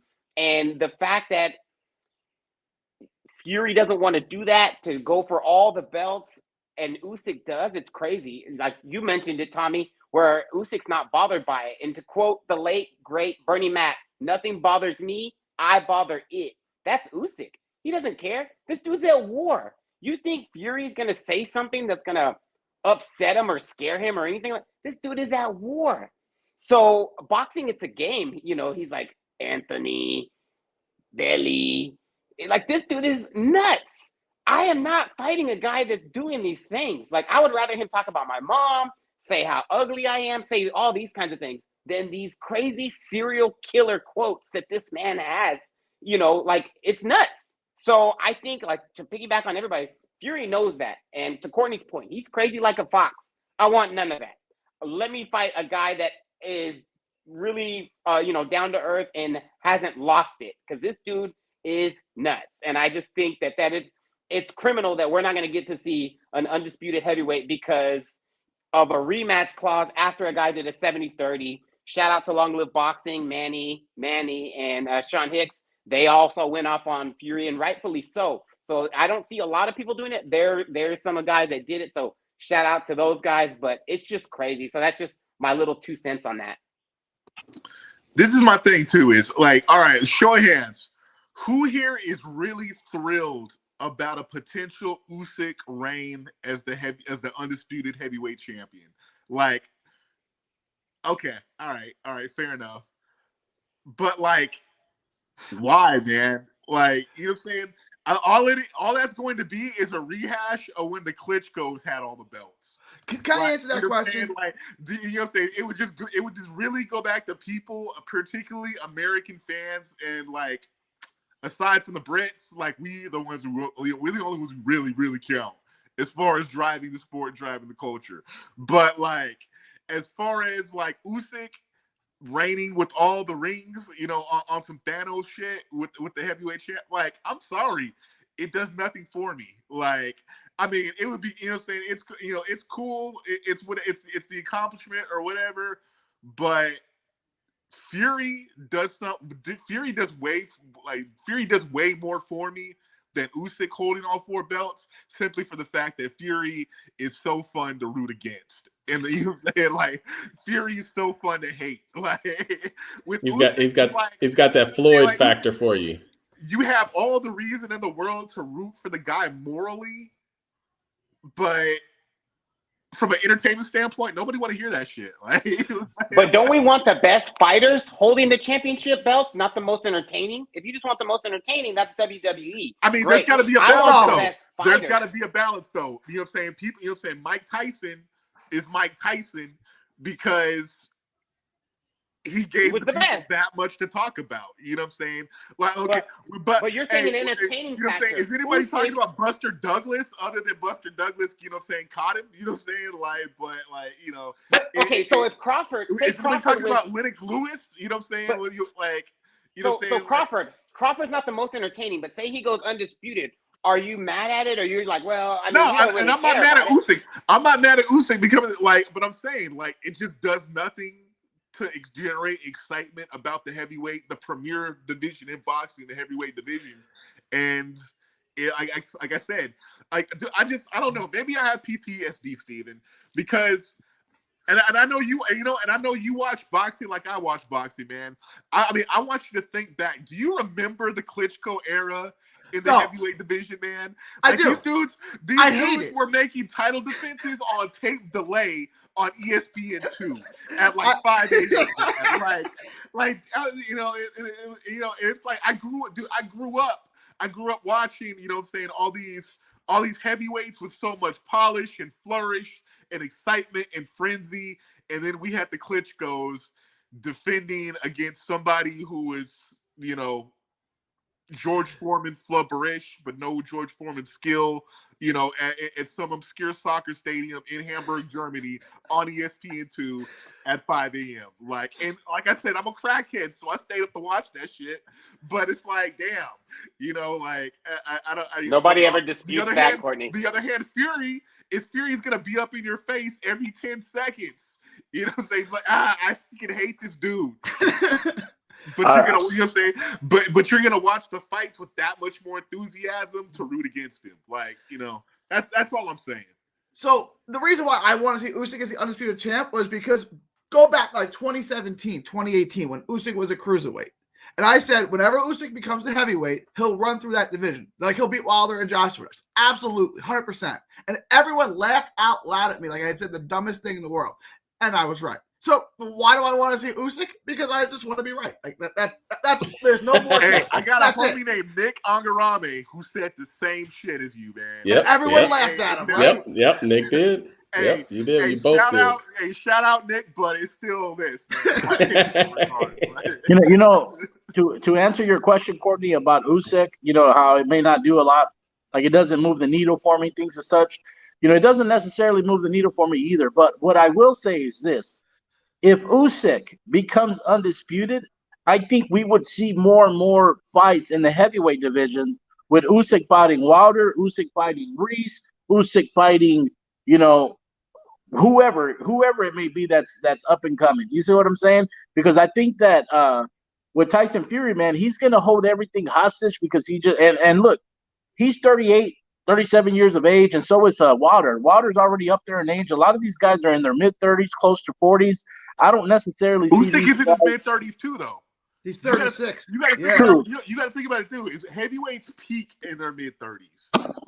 That's true, but in my opinion, I don't necessarily, of course, Usyk started in the cruiserweight, as Gary mentioned, and he isn't a truly full-fledged heavyweight. I mean, yes, he's competing in there, but he hasn't competed in there his whole career. So I don't necessarily see that he's taken a lot of damage to the point where he's only going to be fighting once every year and a half or two. I mean, you could tell this guy wants to fight, and he's done a really good job, man, as far as like staying busy and getting these belts and doing what it is to try and make these fights.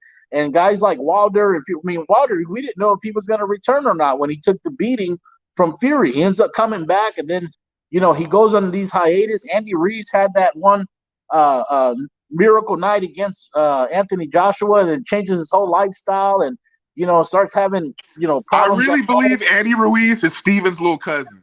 I really believe that. And he looks more like Jimmy Blue than he looks like me. Look, I want to make this quick point, man, to what Courtney said about the tape delays and about Klitschko. One of the things I remember so well was, when HBO was still around, and they were HBO did a really good job of building up fighters. And one of the fighters they were trying to build up at the time was Chris Arreola. And they're putting this guy in there, and Arreola was getting guys out there. And when he ends up fighting Klitschko, I just remember they threw in the towel, I think in the 11th round or the 12th round, and he lost every single goddamn round against Klitschko. And I remember he was crying, and then they gave him an interview. He was like, I look like fucking Shrek and this and that. Nose all busted. Man, that shit was crazy. But, yeah, I remember those tape delays, man. They would always rerun the tape delays. Oh, man. Yeah. I can see the points on both sides. I can definitely see that memory, that vivid memory that Courtney, brought to us about those days in the Klitschko era. I loved seeing the Klitschkos, but yeah, it was quite a struggle to go through that experience. Oh, I love seeing the Klitschkos. I think they are all-time greats at the heavyweight division. Absolutely. It's a mixed bag because I love seeing the Klitschkos do what they did and reign how they reigned. But I mourned. I continually mourned for the heavyweight division. Yeah. You know what I'm saying? And I think that was just a sad era in boxing in that, American, fans in the, outside of Europe just really, they had forgotten there was a heavyweight division, or if they remember it was, there was a period in history where you could ask somebody on the street and they didn't know who the heavyweight champion of the world was. And I think I just that's just mind-boggling and tragic. And I can see it skewing that way again if Usyk becomes undisputed. Yeah, I mean, I can see that, Steven. I'll say this, like to Courtney's point, it is a double-edged sword because people start winning too much and you get tired of it. So the Klitschko's, like he said, man, this is boring. Just like when New England, the Patriots were just winning year after year after year. We're like, man, anybody else. When Alabama's winning in football, man, anybody else. Like, this is not even fun anymore. We know Alabama's going to smoke. We know New England's going to smoke. But to Jimmy Blue's point, once somebody like Usyk's come one, come all, I'll fight them, I'll fight them all. It's going to unlock so many more fights that now, even though to Courtney's point, he's not the most entertaining, but now I'm getting it's opened up the gridlock. So Spence, Bud Crawford, we got a lot of 147 just stuck in a parking lot because there's two guys holding up the parking lot. Once those guys fight and once that gets done, hopefully soon, shout out to their tweets, then you're going to see all these 147 fights being made because now the logjam is out. So that, to Jimmy Blue's point, it is correct. If Usyk wins, he's an undisputed at heavyweight and undisputed at cruiserweight. And if fucking Wilder can get a statue in Alabama for getting smoked, then I definitely think that they should make one of Usyk in his country the size of the Statue of Liberty, because outside of boxing, when he's not boxing, he's at war. Who else does that? That I could write a book on that myself, and I'm not even that good.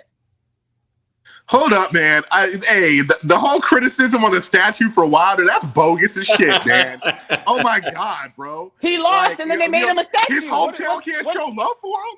Dude, if 15,000 people can buy tickets to see Ramirez fight Comey, like you're hating that they put a statue up for dude, they still flying the Confederate flag down there and you hating on Wilder getting a bronze statue. Stop that. Stop that, bro. Stop. Who gets trophies? Stop. Who gets trophies for losing? Cut this man's mic off. Boo this man. Boo. So everybody's proud of the Wilder statue. You just got smoked 2 times in a row, and then you're like, "Hey, let's unveil it." Also, I'm retiring, and I'm gonna fight Otto. Who did he fight? The man had a 5-year run as a heavyweight champion. Like, you can okay, we get it. You don't like this dude. He pissed in your Cheerios or whatever. But okay, so if your high school won a state championship, they can't hang their damn banner up in the gym, like, bro. But he didn't win. But he didn't win. You are really tripping. He was heavyweight champ for 5 years. Hey, you talked about my mama last week, man. But like, bro, I'm clapping it up on you this week, man. Like, no, we're not. We're not going there, man. Reese I'm not gonna take that Babbage on here like that. You are a guest here. You are a guest. Reese said you don't get a trophy. Reese just said you don't get a trophy for losing. So why does Canelo get a statue for losing to Bivol? I don't understand. That's like me saying that, Reese. You a hater too, bro. So Triple G go get a statue. Oscar De La Hoya's got a statue outside the Staples Center, the building where Shane Mosley kicked his ass. Yeah, all I said before Courtney defended the Bronze Bomber harder than he did his mother was if they can build one for Wilder. Because like I said, my mama will whoop your ass. My mama will whoop your ass. So Mama said knock you out. Hey, all I'm saying, y'all remember Grandma Ma? That's maybe what Courtney's mother looks like, Larry Johnson and Grandma Ma. Okay, but all I said, like I said, is if to Courtney's point, I'm just rounding it out. Hey, if you're gonna talk shit on here, I really need you to let your balls drop, dog, because you sounded like a prepubescent Mike Tyson up on here, bro. Damn, bro, come on. Okay, not a problem. Man. And I just want to point out that it only took me 4 minutes to bring back the old Courtney after he said he turned over a new leaf. That was too easy. Too easy. So anyway, because I will always defend truth. And you were out here hating, bro. You say, hey, you're out of control. Somebody had to rein you in, bro. You was getting a little too confident, man. I'm still an OG in this enterprise. Okay. Because I'm not pulling drive-bys no more, hey, I still run this. So this is all I'm saying.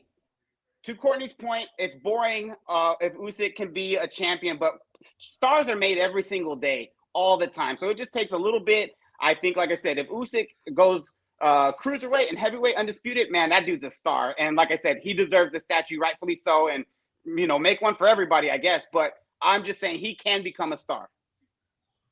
Hey, like Jose Rendon said, Rocky lost. He got a statue. He ain't even real. He ain't even fucking real.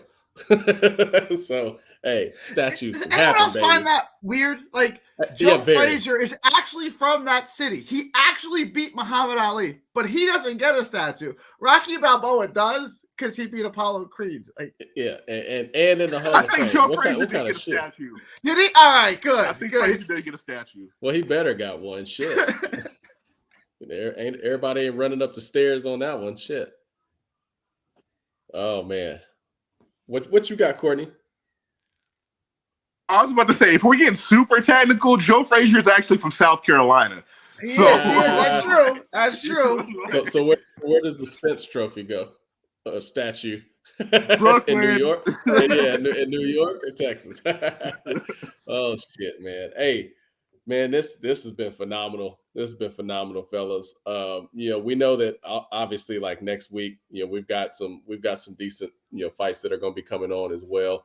Uh, uh, Jose Rendon said that, and Frazier, he was in the Rocky movie too. So that maybe that's why he got the statue, because he was in the Rocky movie. So he had to get it by way of Rocky. So shout out to Rocky for making that happen. But we know we got some good fights that are going to be coming up next week as well. April 1st, it ain't going to be no joke. We got AJ getting in the ring against Jermaine Franklin. And then we also, and that's going to be on the Zone on ESPN. We also got an event that's going to be going off from Tulsa, Oklahoma, Robisi and Isaac Dogbe. So Isaac Dogbe, he's been pretty interesting.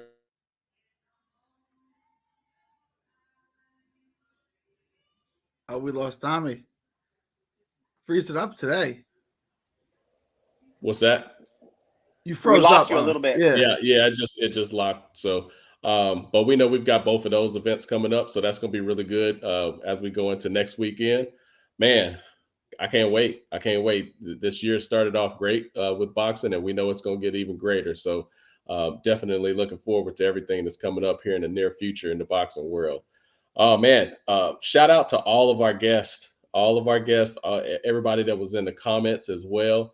We got Jose Rendon, we got Julian, we got Long Live Boxing. A lot of people in the chat, just out here kicking it with us, talking that shit. Most definitely appreciate each of y'all. Jimmy Blue, you got any shout outs, anything you want to say on the way out, baby? No, man. Look, I appreciate everybody. Like I said, man, we may not always see eye to eye on certain things, but one thing that we do agree upon is that we're true diehard boxing fans, man. So, I appreciate everybody having us on, everybody that tuned in. Shout outs to Elite Striping LLC, my sponsor. Shout out to Courtney. Shout outs to Ringside Reese, Tommy, Gary, 3D Boxing, man. You guys check those guys out on Facebook, Instagram, YouTube, and spread the love. 100, man. Gary, shout outs. What's going to take us out, man? Just want to give a shout out to the Standing 8 podcast. Thanks for having me on. It's always an honor. Like I said, it's my favorite podcast to listen to, and to get to be a part of it is an honor and a privilege. So shout out to you guys. Look forward to being on whenever you guys have me. And that's it. Word up, man. Hey, you got next time you got to take that Roy Jones picture out of the screen. I'm not having that. No. That's the GOAT right there. That's the GOAT. Man. No, man. I grew up with 3 GOATs. Roy, Mike, and Griffey. Those are the 3 GOATs. Hey, I'm with you on Griffey. Yes, sir. Hey, Steven Ruiz, ringside. What's up, man? What you got? Take us out.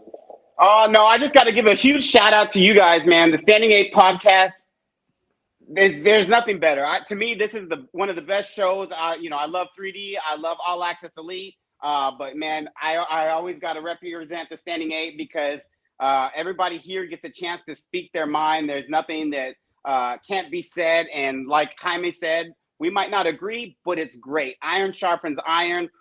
So just shout out to that. Jose Rendon, my partner in all that.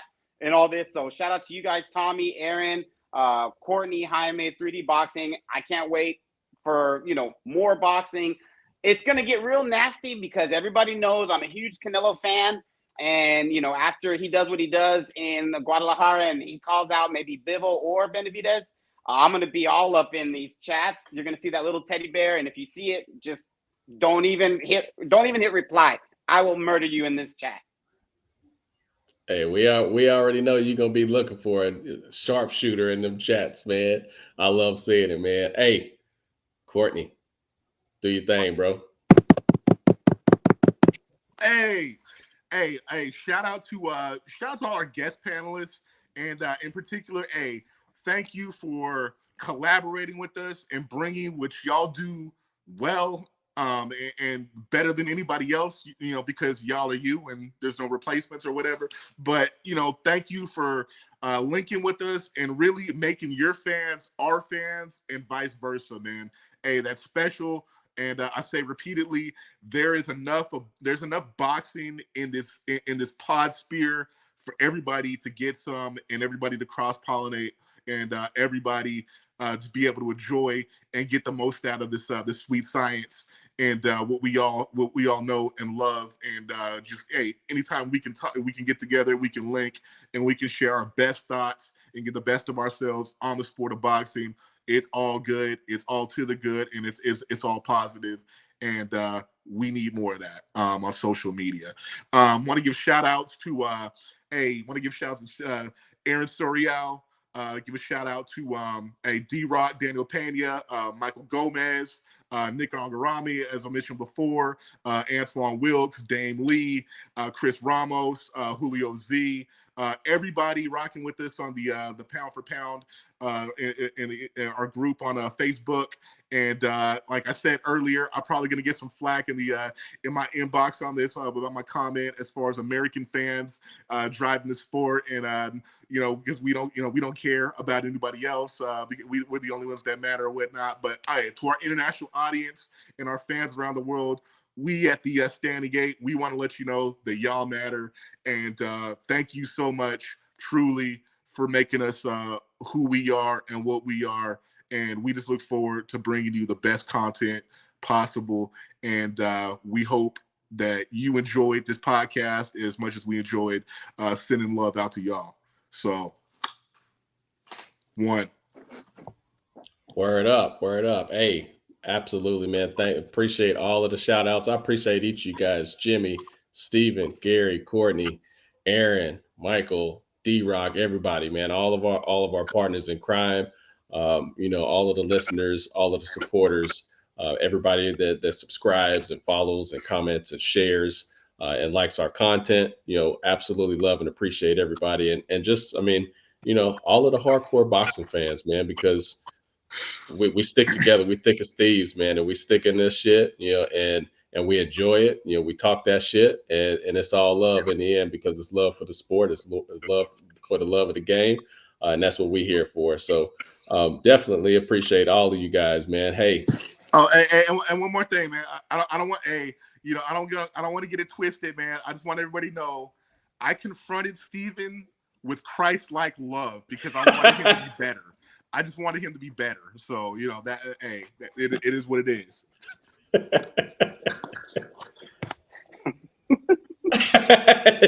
He said, I ain't got nothing for it. I ain't gonna stir it up again. Hey, man. Hey, much love to everybody. Episode 88. Can't wait for 89, man, because we're gonna get it in as always. Thank you all. Thank you all. Thank you all. This is episode 88 of the Standing Podcast. We out.